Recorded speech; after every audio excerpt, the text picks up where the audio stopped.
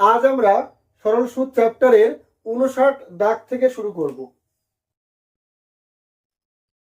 বলছে রাম কিছু পরিমাণ টাকা একটি কোম্পানিতে 12% সরল সুদে 4 বছরের জন্য এবং একই পরিমাণ টাকা ব্যাংকে 15% সুদে সরল সুদে 5 বছরের জন্য রাখলো। যদি সুদের পার্থক্য 1350 টাকা হয় তবে প্রতিটি ক্ষেত্রে জমা টাকার পরিমাণ কত? তার ধরি প্রতিটি ক্ষেত্রে পি টাকা জমা দিয়েছে, ঠিক আছে? তাহলে ব্যাংকের সুদ কত হবে? পি ইন্টু 5 বছরের জন্য সুদের হার 15%।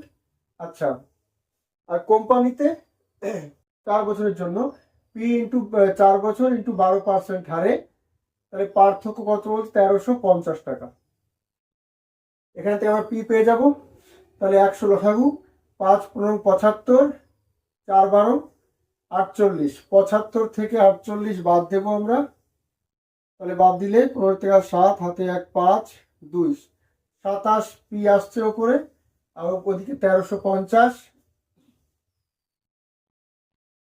9 দিয়ে কাটবো, 3 9 27, 9 কে 9 4 থাকে, 5 9 45 0, 3 5 15 50। তাহলে পি ইকুয়াল টু 5000।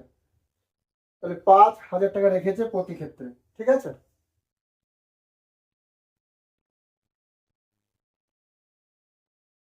চার, 5 বছরে আসল ও সুদ আসলের পরিমাণের অনুপাত 4:5। আসল আর সুদ আসল, তাহলে আসল 4 টাকা হলে সময় কত বলছে? 5 বছরের জন্য সুদের হার আর বাই 100। এটা সুদ, দেখো এটা আসল হলে এটা সুদ আসল, তাই সুদ কত? 1 টাকা, তাহলে 1 টাকা। 4 5 5 20 100, 4 5 20 আর ইকুয়াল টু 5 অক্ষে 5, 5%। বি দাগ।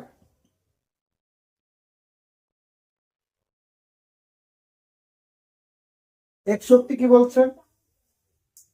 একটি নির্দিষ্ট সরল সুদের হারে কোনো টাকা 12 বছর 6 মাসে দ্বিগুণ হয়, কত বছরে ওই আসল 3 গুণ হবে? তাহলে 12 বছর 6 মাসে মানে 12.5 বছরে দ্বিগুণ হয়ে গেছে, তাই তো? তাহলে পি ইন্টু 12.5, 12 পূর্ণ 1/2, ঠিক আছে? আর জানি না বাই 100, দ্বিগুণ হয়ে গিয়েছে, অর্থাৎ যা রেখেছিল তাই হয়ে গিয়েছে। তার মানে পি টাকা রেখেছিল, তাহলে পি টাকাই সুদ হয়েছে, তাহলে তাই, তাহলে সুদ পি টাকা।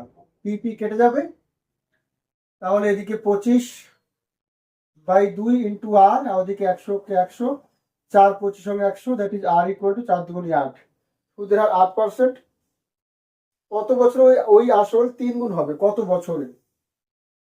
তাহলে পি টি আর হচ্ছে 8% বাই 100, 3 গুণ হওয়া মানে তাহলে একটা পি তো আগের থেকে ছিল, তাহলে দুটো পি বাড়বে, অর্থাৎ সুদ হবে 2 পি। কেটে গেল, তাহলে 4 2 8, 4 25 সঙ্গে 100, 2 দিয়ে কাটবে, তাহলে টি ইকুয়াল টু 25 অক্ষে 25, 25 বছর পর। সি দাগ। 61 সি দাগ।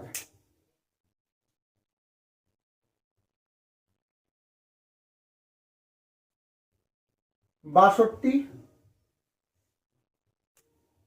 সরল সুদের হার কত হলে 400 টাকার 5 বছরের সুদ আসল 520 হবে? 400 টাকার 5 বছরের সুদ আসল 520, তাহলে সুদ আসল 520, কিন্তু এবার সুদ আছে, তাহলে এর থেকে আমরা আসল বাদ দেব। 4 5 20 আর ওদিকে 100 কি হবে বিয়োগ করলে? শূন্য কাটবে, 6 2 12, 6, 62 6% আসছে, এ দাগ।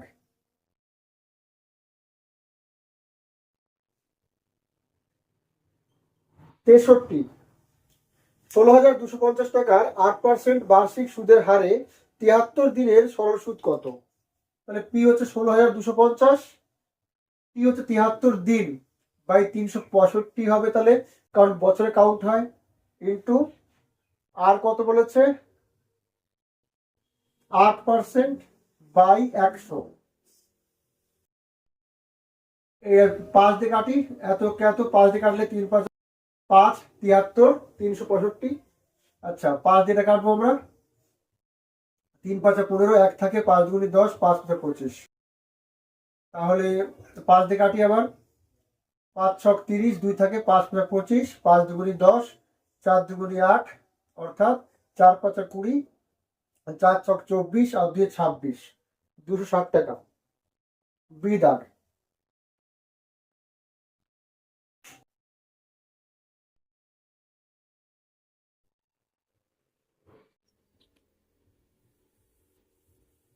চৌষট্টি,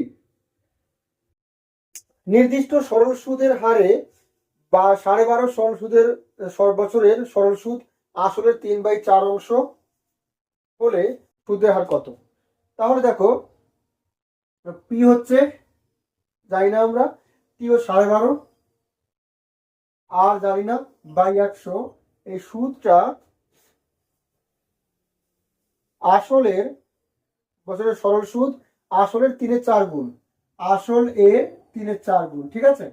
তাহলে আসল কেটে গেল, এদিকে 25/2 ইন্টু আর, আর এই 100 দিয়ে গুণ হবে 300/4 হবে, তাহলে 2 × 2 = 4, 150, 150 × 2 = 300, 6 × 25 = 150, তাহলে আর = 6, 6%।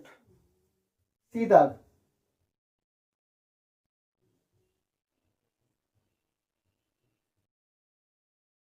পঁয়ষট্টি, বার্ষিক সরল সুদের হার কত হলে কোনো আসল 15 বছরের দ্বিগুণ হবে? কোনো আসল 15 বছরের দ্বিগুণ, তাহলে PTR/100, দ্বিগুণ হওয়া মানে যা রেখেছিল তাই সুদ, তাহলে পি রেখেছিল তাহলে পি টাকাই সুদ হবে। পি কেটে গেল, 3×5 = 15, 5 × 20 = 100, দ্যাট ইজ আর = 20/3, অর্থাৎ 3 × 6 = 18, 6 × 2 = 3%। সি দাগ।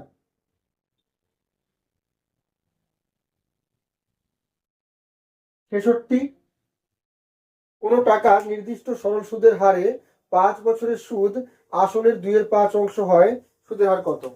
তাহলে পি × 5 × আর আমরা জানি না, বাই 100, এটা বছরের সুদ আসল এর 2/5 অংশ। পি কেটে যাবে, 5 × 20 = 100 হবে, 4×5 = 20 হবে, তাহলে আর সমান 4 × 2 = 8 হবে, 8%। 8% হবে, অর্থাৎ 8/100 হবে আর এর মান, দ্যাট ইজ 0.08। এখানে 0.08 দেওয়া আছে, বি দাগ, ঠিক আছে।